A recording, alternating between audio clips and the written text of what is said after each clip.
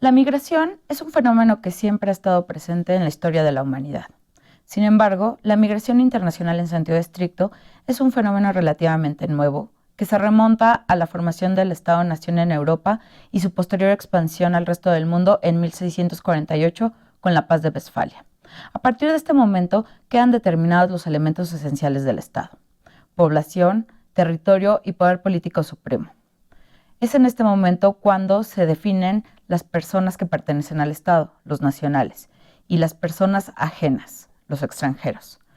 En este momento empieza el proceso de diferenciación y exclusión de los extranjeros a través de la regulación de la migración internacional. Las primeras regulaciones eran simples y sin complicaciones.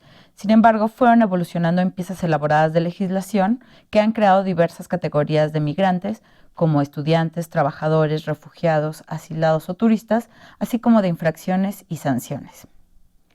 Los elementos jurídicos que nos permiten comprender la migración internacional y las políticas migratorias actuales se pueden encontrar en las leyes y políticas migratorias emitidas por los estados que reciben migrantes en su historia. La primera etapa de la regulación de la migración internacional data de finales del siglo XIX hasta 1914.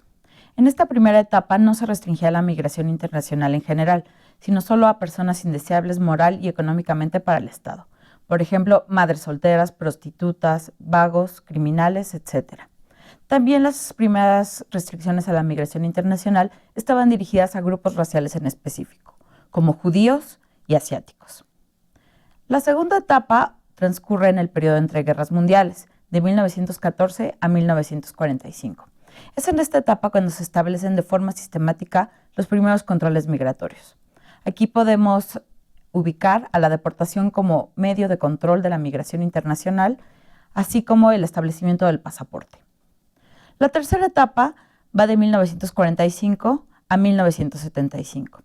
En esta etapa, que es la recuperación tras la Segunda Guerra Mundial, se reanudan los convenios de trabajadores migrantes temporales. Pero también en esta etapa empieza un establecimiento permanente de estos trabajadores migrantes y de sus familiares.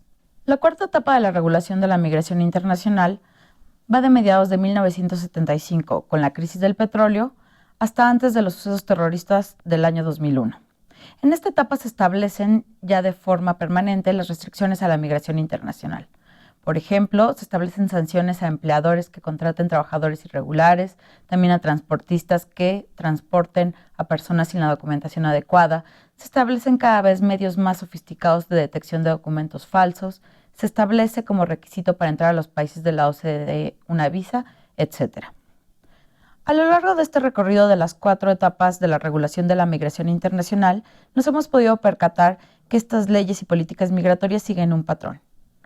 Son restrictivas, ineficaces, demagógicas y estandarizadas, incumpliendo con su objetivo de control de la migración, en especial la irregular. Estas leyes y políticas migratorias, al no cumplir con sus objetivos, incentivan la migración irregular y de esta forma también coadyuvan al incumplimiento de los derechos humanos de las personas migrantes.